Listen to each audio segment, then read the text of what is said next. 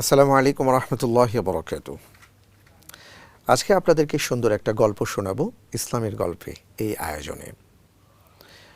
আপনারা হয়তো অনেকে জানেন যে জমজম কূপের ইতিহাসটা কী, কিন্তু আবারও বলছি ওখানে একটা দারুণ গল্প আছে।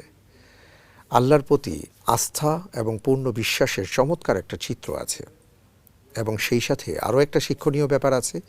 তা হলো, আপনি যদি আল্লাহ রব্বুল আলমিনের জন্য নিবেদিত হতে পারেন, রব্বুল আলমিন আপনাকে সব দান করে দেবেন। সুবহানাল্লাহ। ছোট্ট শিশু ইসমাইল, তিনি পিপাসার্ত, পানির প্রয়োজন। মা হাজরা আলাইহা সালাতু ওয়াসসালাম পানির খোঁজে বের হয়েছেন। জমজম কূপের পাশেই দুটো পাহাড় ছিল, সাফা এবং মারওয়া। তিনি সাফাতে গেলেন পানির খোঁজে। কেউ যেন তার কানে কানে বলছে সাফায় পানি থাকতে পারে।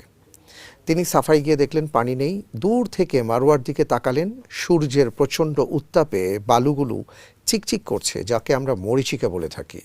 মনে হচ্ছে পানি যেন সেখানে টলটল করছে। তিনি সাফা থেকে আবার দৌড় দিলেন মারওয়ার দিকে। ও হ্যাঁ, তিনি সাফা থেকে মারওয়ায় যখন যাচ্ছিলেন, একটা জায়গা ছিল যেই জায়গা থেকে তার সন্তানকে তিনি দেখতে পেতেন না। ওই জায়গাতে তিনি ছুটে চলতেন। মারওয়ায় গেলেন, মারওয়ায় পানি নেই। আবার সাফায় তাকালেন, সূর্যের আলোতে বালুগুলো চিকচিক করছে, মনে হচ্ছে পানি টলটল করছে। এবার তিনি মারওয়া থেকে আবার সাফায় আসলেন। এইভাবে 7 বার সাফা টু মারওয়া, মারওয়া টু সাফায় তিনি প্রদক্ষিণ করলেন। পানি কিন্তু পাননি। ভবিষ্যৎ হোক নিরাপদ, বিনিয়োগ হোক বিশ্বস্ত, আর আমার পছন্দ সল্ট বে। ওয়েলকাম টু সল্ট বে। কিন্তু এই যে ছোটাছুটিটা ছিল, আল্লাহ রব্বুল আলামিন তার এই প্রদক্ষিণকে এমনভাবে সংরক্ষণ করে রাখলেন, কিয়ামত পর্যন্ত যত মানুষ ওমরা করবেন, হজ করবেন, তারা সাফা মারওয়া সাই করতে বাধ্য, কারণ এটা তাদের জন্য ওয়াজিব। কেউ কেউ বলেছেন এটা ফরজ। কেন? এই কেনর উত্তর হলো, মা হাজরা আলাইহা সালাতু ওয়াসসালাম তিনি তার নিজেকে এবং তার সন্তানকে আল্লাহ রব্বুল আলমিনের সামনে সুপর্দ করে দিয়েছিলেন। একটি বারের জন্য তাদের কণ্ঠে কোনো অভিযোগ ছিল না, অনুযোগ ছিল না যে আল্লাহ কেন আমাদেরকে এখানে আপনি রেখে গেলেন।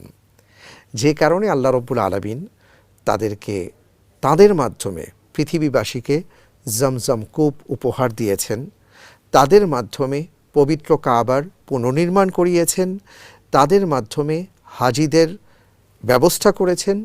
পবিত্র মক্কায় আজকে আমরা যাচ্ছি, কিন্তু তাদেরকে কি দেওয়া হয়েছে?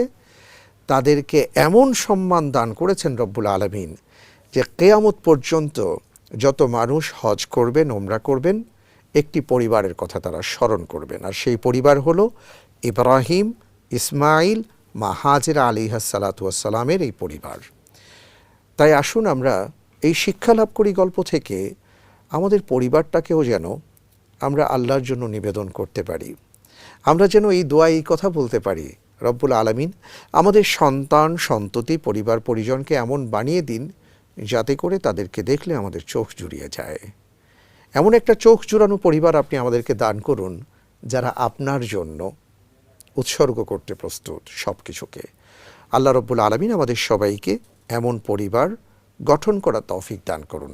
আমিন। সবাইকে ধন্যবাদ।